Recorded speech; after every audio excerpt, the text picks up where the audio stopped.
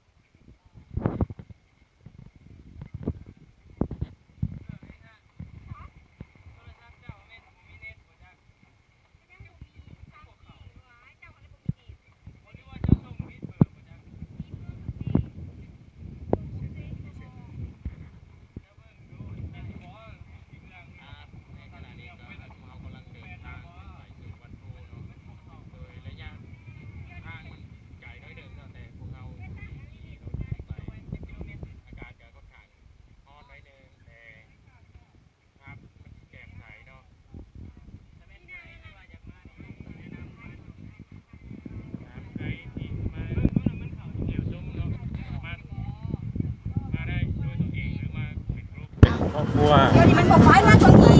แต่ก่อนอื่นเมื่อก่อนการเดินทางเขาแนะนำให้ทานเช็คสภาพอากาศก่อนเนาะว่าถ้าหากมือใดมีฝนก็สิลำบากหน่อยนึงเนาะถ้าหากมือใดฝนบ่ตกก็เป็น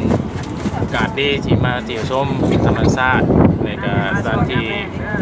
ประวัติศาสตร์ประวัติศาสตร์จริงปลูกสร้างแต่ ไปเรียนหาคำถามเลยเด้อ อดีตการเนาะ เอาไปถามตะกี้ต่างกันว่าคนลูกมันโบยังเสื่อมเอาเป็นอาจารย์ เนาะในขณะนี้ก็เขาแนมเห็นที่เห็นคือซาน้ำเนาะซาที่เขาเลี้ยงปลาเสียงวันที่อยู่ต้นหนาวัดภูเลยเนาะ ในควายมอสก็จะเพื่อนแล้ว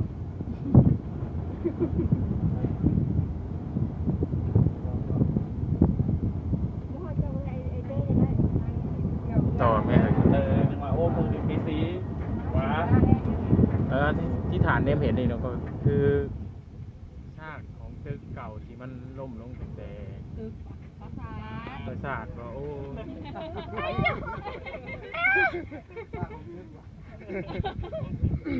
างตึกละบ่ นี่เลย ไปไหว้ตัวเนาะ